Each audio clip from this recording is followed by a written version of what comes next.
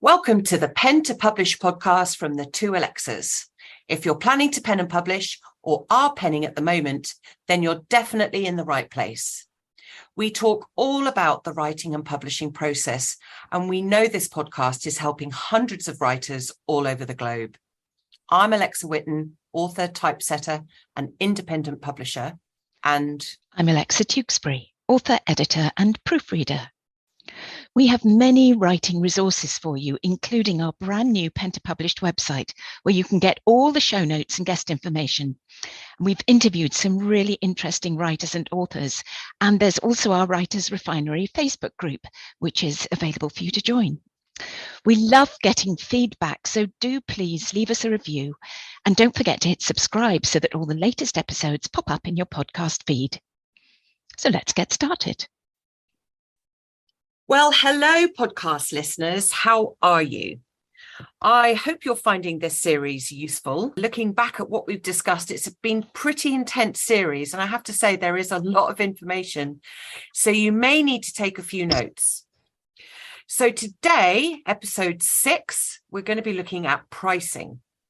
And I have to say, this is the bit where most authors get it a little bit slightly wrong. Usually they undercharge for their paperback, and funnily enough, overcharge for their Kindle edition if they have one. So I'm going to give some guidelines on how to price your book.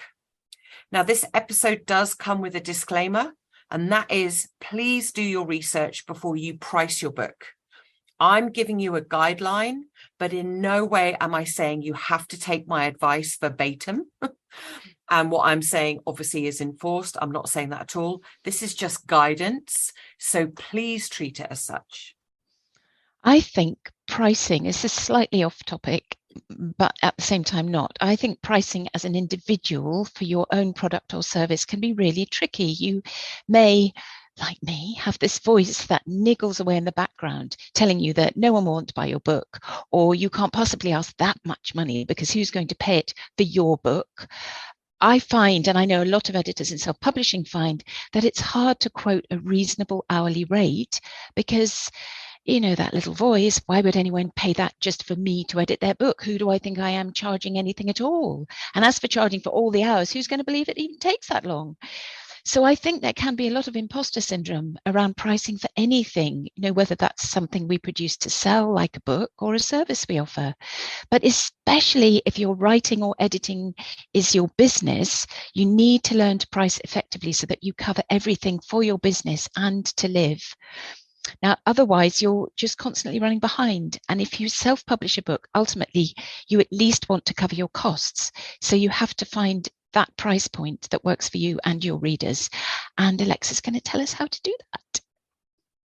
So, I mean, that's very true about pricing. I think we all undercharge. I think any business owner finds it difficult to charge right. I've learned the hard way, and I do now charge, I believe, what I think I'm worth, although in reality, I probably should be charging double, but that is on my shoulders. So, you know, something that I need to learn and go from. Same with you, Alexa. I know you definitely undercharge for your editing. Yeah, hopeless setting pricing. Yeah. But anyway, so now the first things to consider when pricing is what format your book is in. For instance, is it a hardback? Is it a softback? Is it a Kindle edition or any other e-book book format? These answers will then determine what price to charge. The rule of thumb is that hardbacks are obviously more expensive than softbacks, and any ebook, be it a PDF or Kindle edition, are quite a bit cheaper than the physical version. But just like any other info, there are caveats to this. For instance, if you only have a PDF version of a book and it's more business related or a workbook of some kind, then you can charge considerably more than what you would a physical book. If it's only available as a PDF, then you can use that as a reason as why it's more expensive. However, in my experience, most people want a physical version or a downloadable Kindle edition. So you need to think about how you deliver your book and what format it's going to sell in. We talked all about different formats in our last episode. So if you haven't listened to that yet, do go and listen to it, because I tell you all the different formats your book can come in. There is no point in going to all the effort of writing a book only to release it in a format that no one wants. Anyway, I digress. So pricing really depends on format. Now, if it's a business book, then you can price your book anywhere from £8.99 up to 45 quid, 50 quid, 60 quid even, if you think it's of value enough. I've had quite a few authors charge 25 quid for their softback, purely because their book is packed with that much value. But remember, I'm more of a fan of selling a book at a very good price, and then your call to action within the book is where you then make the money. Trying to make money on the front end, that is by sales alone, is really hard and rarely achievable.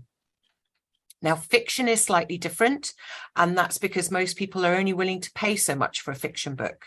However, most readers, if they know the author is self-published, are happy to pay above the usual price of £8.99. So you can charge anything from £8.99 to £12.99, but I wouldn't go any higher than that. It's a bit unfair that the market determines the price, but unfortunately that is the case. Hardbacks obviously can be charged at a higher rate, and this can be anything from 20 quid plus. But anyone getting hardback editions of their book need to do their research, as obviously they'll be much more expensive to produce and to send. Of course, if you're publishing your book through Amazon or Ingram, then you'll need to remember the cut that those platforms take. They will not only take their percentage of commission, they also take their cut for printing and posting. Now, the one advantage of selling through their platforms is that you don't have to pay for any money up front for the printing cost, as it just gets taken out of the point of sale.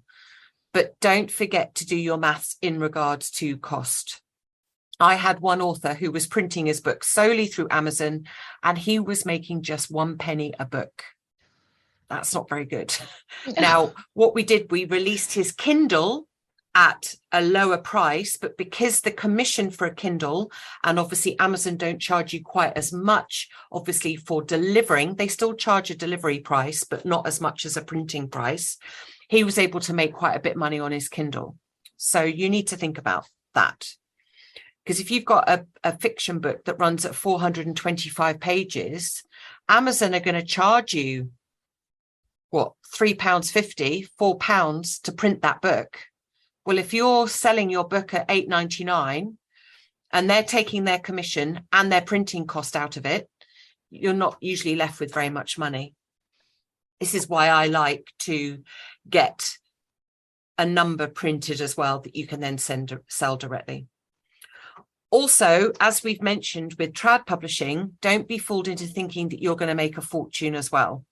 Yes, you can get an advance if it gets that far, but that might not be very much overall. And remember the example we gave where the cooking author, I think her name's Jack, she helps people on low wages cook. I think she was only making 10p per copy in commission when her cookery book was sold. And that's someone who is prolific and well known and on the TV. So, do remember that.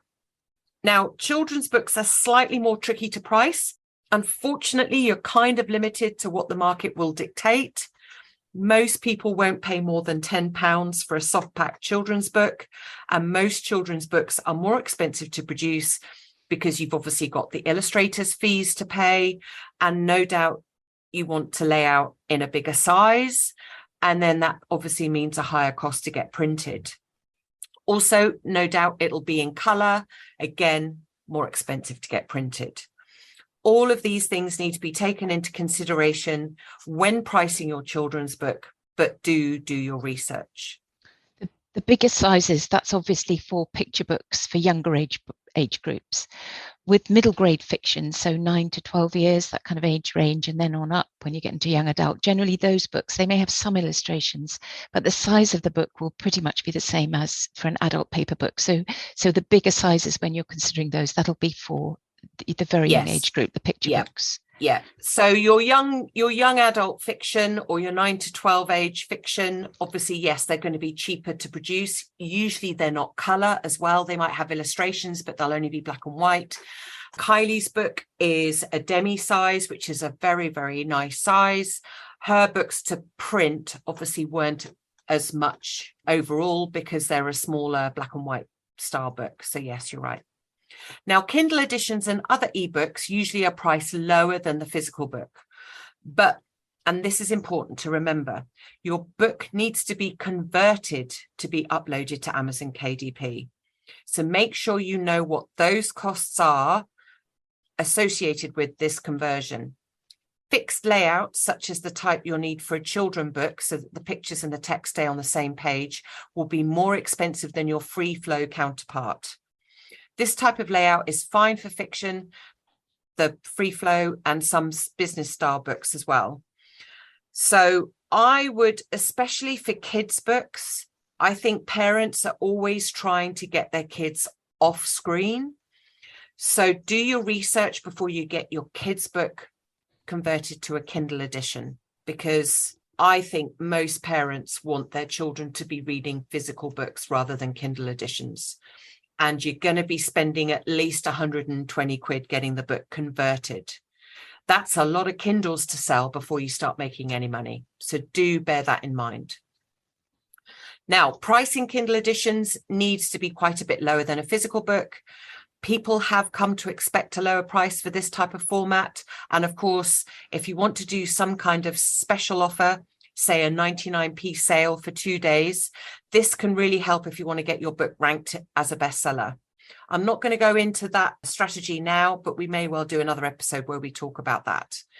And I think quite a few self-published authors make the mistake of selling their Kindle edition too high because they're following traditional books. So a Lee Child Kindle, when it's a brand new book, will probably be the same price as a softback version because he's a well-known author and they know they can charge that much. If you're not a known author, people are going to expect quite a bit of a discount. So your Kindle edition for a fiction book, I would say if you're selling it for, say, $8 or $9.99 on Amazon, people are going to want to pay anything from $4.99 downwards. Now, the other thing you need to think about when you're planning out your costings is postage. Now, when you register your book on PubWeb or Title Editor, the price you tell them is the price it will be sold for in any shops you sell it in or on Amazon. But of course, you can sell directly on your website and charge extra for postage and packing. I would make this very clear, the distinction between the two. You can advertise your book as, say, £10, but use the words include postage and packaging. But you then must make sure your book is whatever price you've registered it for, plus your postage and packaging. You can also put your book on sale, so you can charge less than what you've registered it for. What you can't do is sell it for more unless the postage and packaging is extra and has been claimed as such. So do make sure you price your book properly. If, of course, you published a second edition, then you can charge a price different from your first edition because it's got a different ISBN. Now, I can't stress this enough. If your book is a how-to, then don't be afraid of charging for it. My How to Create a Children's Picture Book is only 34 pages, but I charge $9.99 for it. I'm trying to get a second edition finished. I never seem to have the time though. And I'll be putting the price up to $15.99 as I know it's really invaluable and it's worth it. Now, Audible book prices, I believe you set depending on the length of time that they run. So the shorter it is, the cheaper it should be, which kind of makes sense. But don't forget, Audible books are exclusive to Amazon, and like all of their products, they can discount your book whenever they want to. So even though you've set your price for, say, $8.99, they may well have it on sale for $4.99 the following week. There's nothing you can do about it, regardless of what you've registered your book for on Title Editor. And that goes for publishers too, the pricing. When I was traditionally published, the publisher sold direct from their own website as well as selling through Amazon, Waterstones and all those. And the publisher would sometimes have my books on sale, which I always assumed ultimately had an effect on royalties paid to me, but I never actually asked. I probably should have. But your royalties are you're paid in advance when you're traditionally published, an advance on sales. So you don't actually start receiving royalties until through sales, the publisher has recouped all their costs in producing the book. So I then assume that I'm paid royalties on all other receipts after that point. So if they're selling the book more cheaply than the cover price that's initially set, then it's going to take you longer, to build up money for your percentage of royalties. But again, there's nothing you can do about it. It seems to be the publisher that sets that too. I think, though, with Amazon, I'm pretty sure your royalties stay the same regardless of what they put the book price at. So if you've put in the price, so when you set your KDP account up, you set up all of the book's details and you set the price. Now, the price that you put into Amazon needs to be the same price that you've told title editor. You can't not have it the same price. Now, Amazon will tell you what your royalty is for that price. If they then sell your book at $4.99, you still get the royalty as though it's the original price you put in, I believe. That's interesting, because I'm in my contracts would always say the percentage doesn't change. Whatever the book sold at, the percentage of receipts doesn't change. But I just assumed if they're selling the book for less than the original price on the cover, if it's on sale, that their receipts are less, so that my royalties will go down. That the percentage will stay the same, but if their receipts go down, I assume my royalties will go down. I'm sure I heard someone say Amazon reduced their price of their book to half price, I think, but they still received the same commission they would have done had it been sold for $8.99. Oh, okay, that's interesting. But anyway, keep an eye on it. This pricing that I've just been talking about are all the books that you read. But there's one important factor to consider if you're selling a slightly different type of book. And by that, I mean notebooks, diaries, or workbooks. In fact, any book where the reader can write in it, then your book is subject to VAT. So when you get a book printed at a printer's, if it's fiction or a children's book, no VAT is charged to get the book printed. And you don't charge VAT to your customers. If you're creating a notebook, your printer will charge you VAT. And you have to charge VAT to your customers if you're selling it. A lot of people don't know that, but it is the case. So bear that in mind if you're creating a journal or anything where you need to write in. Now, I encourage my authors so that they don't have to pay VAT on printing. If their book encourages people to write within the book, I always tell them to have a prompt where they can go and download pages that they can write on, and don't encourage them to, and don't sort of advertise that they write within the book, because the printers could legally charge them VAT for printing that book. Did you know that, Alexa? I didn't actually, because again, some of the books I've had published have been activity books, but again, they were traditionally published, so I wasn't involved in paying for any of it. But I didn't know that that was the case. So where you've got a book and then there's lines, where you can write in. Yeah. So potentially that would have cost them more then.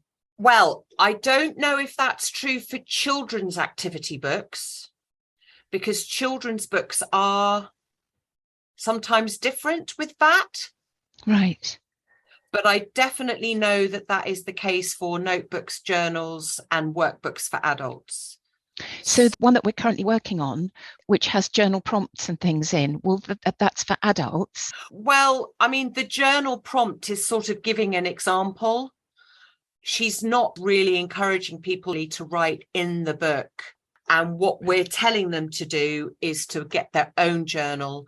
But the lines that you see are literally just encouraging you. This is where we want you to write in your journal, not in the book. Right. If you make it very clear like that, then the printers are fine. There's a fine line between what the printers can legally charge you VAT for, and what you can do as an author to make sure your additional costs don't go up with the VAT cost. Okay. Yeah. So it's worth bearing that in mind if you are producing a type of book where you might want people to write in it as well. Yeah, exactly. So to get any regular book printed, that is fiction, a business how-to, or a children's book, picture book, fiction, children's book, they're VAT free and you don't pay VAT on the printing. But if you're creating notebooks or diaries or journals or workbooks, then you'll be charged VAT to print and you should charge VAT to sell. This is true if you're VAT registered or not. So be mindful of that when you come to A, design one, B, get them printed, C, sell them. So to quickly sum up, fiction books, as in softback physical ones, are usually around the £9.99 mark. Kindle editions are usually a bit cheaper at about £4.99. Of course, you can do a sale for 99p if you so wish, but I would do that over a short period of time, and it is a great way of getting you up the rankings. Hardback versions can be priced much higher, but be mindful of costs and how much it will cost to post. And I also think this includes, if you're going to do some kind of historical memoir and it's a beautiful coffee table style book, then you can charge 25, 30 quid easily. But do your research with what the market can take as well. Before you get 100 hardback books printed that are going to cost you £10 per book to get printed, do make sure obviously you have the clients then to pay for it.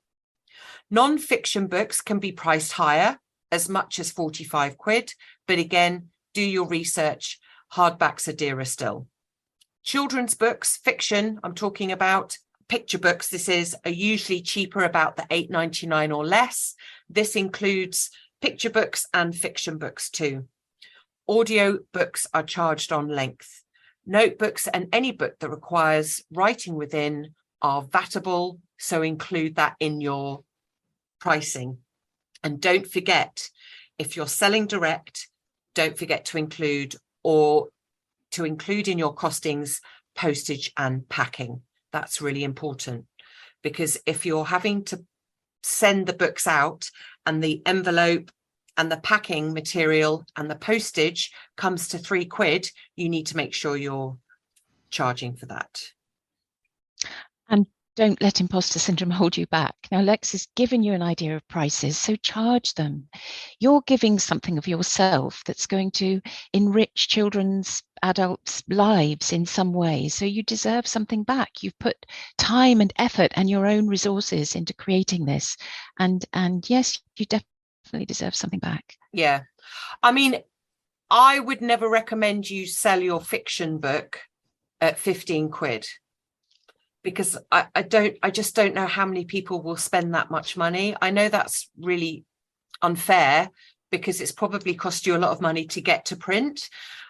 I think you need to be careful with your pricing and just see what the market will allow as well. There's so much research, isn't there, involved in producing a book. You have to research every single step. I mean, the book that I'm doing now that Alexa's just mentioned, it's a lovely book by Anne Ball, and it's all about how you set up women's circles. Now, this has got a lot of information in it. I mean, it's basically a guide on how you can set up women's circles. It includes recipes, it includes activity ideas. It's a lovely book. And I reckon she could easily charge anywhere from 15 to 20 quid for it, because it's specialist, it's going to look amazing, and it's full of really good information. So she can charge that much money for it. And funnily enough, she sent me an email the other day going, what should I charge for it? And I've told her, and I hope she goes towards the upper end. She can always put it on sale, but I would always register it higher, and then you can sell it for whatever you want on your website. But I think it's going to look a great book, and I think she can charge accordingly. Don't forget, people value stuff when it's priced more. If you're charging, say you give a really good service and you're only charging what I would call bargain prices, does that then say it's a really good service? Or does that say that it's a bargain service? You know? Yeah, that's interesting. Go and do your own research. So that's everything for this episode. We've only got 2 more shows left in the series. Oh. The next one, we're going to be talking about where to sell your book.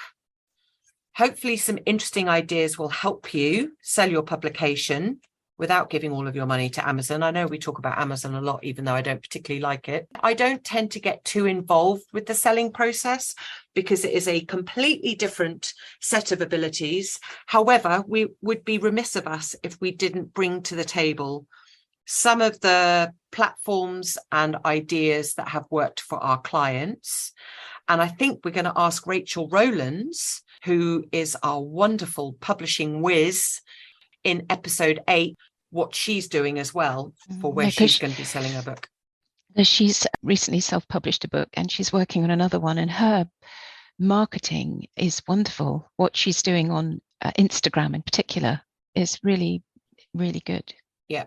So we're going to be sharing some hopefully useful tips on how then to sell your book as well. But like we've always said, you should be selling your book while it's being edited so that you've got as a pre-sale, so you've got a pool of people ready to buy when your book's published. Anyway, that's everything from me. And everything from me. Until next time, bye. Bye-bye.